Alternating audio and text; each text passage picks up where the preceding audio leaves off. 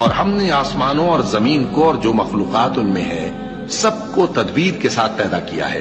اور قیامت تو ضرور آ کر رہے گی، تو تم ان لوگوں سے اچھی طرح سے درگزر کرو۔ کچھ شک نہیں کہ تمہارا پروردگار ہی سب کچھ پیدا کرنے والا ہے، جاننے والا ہے۔ اور ہم نے تم کو 7 آیتیں جو نماز میں دہرا کر پڑھی جاتی ہیں، یعنی سورہ الحمد اور عظمت والا کلام عطا فرمایا ہے۔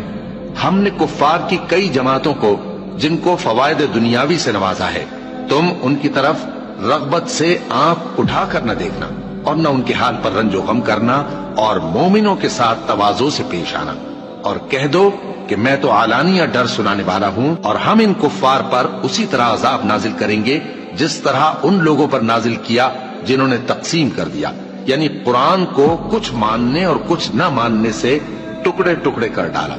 سو تمہارے پروردگار کی قسم، ہم ان سے ضرور پرسش کریں گے ان کاموں کی جو وہ کرتے رہے۔ بس جو حکم تم کو اللہ کی طرف سے ملا ہے وہ لوگوں کو بے دھڑک سنا دو، اور مشرکوں کا ذرا خیال نہ کرو۔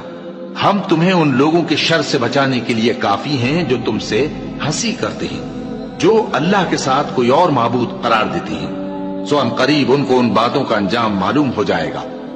اور ہم جانتے ہیں کہ ان کی باتوں سے تمہارا دل تنگ ہوتا ہے، تو تم اپنے پروردگار کی تسبیح کہتے اور اس کی خوبیاں بیان کرتے رہو، اور سجدہ کرنے والوں میں سے ہو جاؤ،